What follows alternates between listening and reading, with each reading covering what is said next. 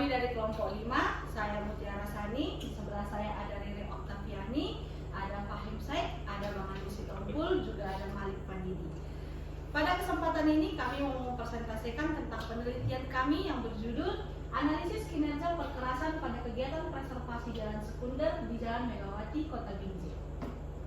Seperti kita ketahui, jalan merupakan infrastruktur yang penting karena jalan berperan sebagai penghubung antar wilayah, membantu meningkatkan perekonomian, mempermudah mobilisasi masyarakat, membantu memudahkan perpindahan barang, juga bisa meningkatkan sektor pariwisata dan juga ekonomi.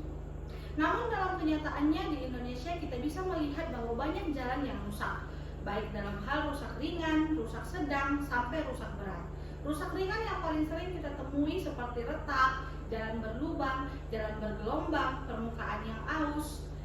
Kerusakan ini mengakibatkan jalan berkurang perannya, berkurang kinerjanya, berkurang kemampuannya melayani fungsinya.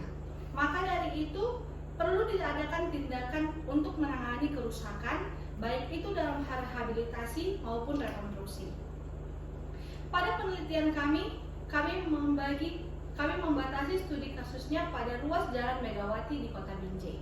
Adapun tujuan kami dalam penelitian ini adalah untuk mengklasifikasikan, mengidentifikasi, dan menganalisa jenis kerusakan yang terjadi pada Jalan Megawati di Kota Binjai. Setelah nanti jenis kerusakannya kami temukan, maka dievaluasi dan ditentukan alternatif strategi pemeliharaannya. Apakah pemeliharaan rutin, apakah overlay berkala, atau rehabilitasi. Cara yang paling sesuai secara teknis untuk menangani kerusakan yang terjadi pada Jalan Megawati di Kota Binjai. Untuk selanjutnya akan dilanjut Saudara Lili. Baik, saya akan melanjutkan pada tinjauan pustaka yang dimana analisis kinerja perkerasan diperlukan untuk merencanakan dan mengevaluasi kegiatan preservasi jalan sekunder, yang dimana preservasi bertujuan untuk memperpanjang umur layanan, menunda rehabilitasi berat, dan mengoptimalkan biaya siklus hidup. Dari tinjauan pustaka kami tersebut, ada teori-teori penunjang untuk membantu penelitian kami mengambil jurnal-jurnal terdahulu yang sudah terakreditasi di Scopus, yang dimana terdapat 5 jurnal untuk menunjukkan lintasan evolusi yang jelas. Yang pertama ada Santereu pada tahun 1990. Pada jurnal tersebut menjelaskan menitik beratkan pada reformasi organisasi dan pelatihan SDM. Dan yang kedua ada Sinha dan Fua pada tahun 1989 yang menjelaskan fokus pada integrasi sistem manajemen total. Dan yang ketiga ada Sinha, Fua dan Mouquet pada tahun 1990 yang menjelaskan perkenalkan alat analisis dan teknologi baru. Dan yang keempat ada Zhang pada tahun 2017 menjelaskan menambahkan dimensi keberlanjutan dan green infrastruktur. Dan yang terakhir ada Jamail pada tahun 2020 yang menjelaskan pada jurnal tersebut menerapkan digitalisasi dan sistem cerdas berbasis aplikasi. Dari kelima jurnal tersebut membentuk rantai perkembangan berkelanjutan dari manajemen konvensional menuju manajemen berbasis teknologi dan keberlanjutan. Untuk selanjutnya masuk kepada metodologi penelitian yang akan dijelaskan oleh teman saya. Yeah, myself, Sanjay. I am presenting subtopic method penelitian atau research methodology from the main topic. In this research, we use a descriptive and mixed method approach. This condition was chosen because it allows us to describe the actual condition of the pavement in detail, while also supporting the finding with both quantitative data from field measurement and qualitative insight from literature and observation.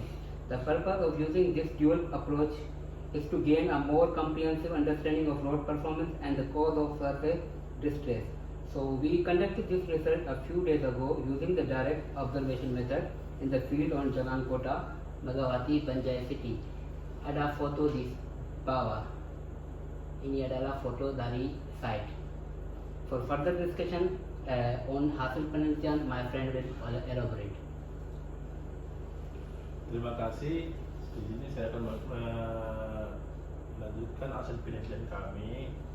Sesuai dengan gambar yang terlihat, Jalan Megawati ini setiap tahun telah mengalami preservasi. Namun berdasarkan penelitian kami, ternyata pada jalur kanan dari jalan Binjai menuju tol Binjai terjadi penurunan di area sumbu roda. Hal ini kemungkinan disebabkan karena beban kendaraan yang melewati jalur ini melebihi kapasitasnya. Beban overload ini terdistribusikan ke okmik melalui roda kendaraan. Hal ini menyebabkan kerusakan okmik selalu berada di area sumbu roda. Hasil observasi menunjukkan sebagian besar kerusakan jalan bersifat fungsional, bukan struktural, sehingga daya dukung masih baik, tetapi kenyamanan menurun. Penerapan prevensi dini efektif mencegah biaya rehabilitas besar dan sejalan dengan prinsip offset management, yaitu menjaga kondisi jalan tetap optimal dengan biaya minimum. Strategi ini dapat memperpanjang umur layanan jalan hingga 5-7 tahun tanpa perbaiki seluruhnya. Terima kasih. Di sini saya akan itulah hasil penelitian kami, dan selanjutnya akan dilanjutkan teman saya si Malik. Terima kasih kepada teman kami Bang Andi Sitompul. Jadi dari hasil penelitian kami yang kami lakukan pada jalan alternatif di Jalan Megawati Kota Binjai, berdasarkan hasil pengamatan kami dan studi literatur yang dilakukan pada jalan tersebut, dapat disimpulkan bahwa kondisi perkerasan tersebut mengalami kerusakan seperti keretakan, berlubang dan deformasi pada permukaan tersebut. Melalui analisis serta perbandingan dari beberapa jurnal yang sudah kami lakukan, penelitian ini menegaskan bahwa sistem pemeliharaan jalan yang efektif haruslah terencana, terintegrasi dan berbasis data, bukan dari reaktif dari kerusakan tersebut. Preservasi jalan merupakan langkah strategis untuk menjaga umur layanan perkerasan, meningkatkan kenyamanan dan keselamatan pada pengguna jalan, sekaligus mengoptimalkan anggaran dari pemerintah. Kami berharap dari hasil penelitian tersebut dapat menjadi masukan bagi instansi terkait, terutama pada pemerintahan Kota Binjai, agar dalam pengelolaan dan pemeliharaan jaringan jalan ke depan dapat menerapkan prinsip efisiensi, keberlanjutan, dan teknologi modern. Selanjutnya kami serahkan kepada moderator Kak Mutiara Sani. Sekian presentasi dari kami. Kiranya apa yang kami teliti dapat bermanfaat bagi kita semua, dan jika ada saran dan komentar boleh berikan kepada kami. Terima kasih.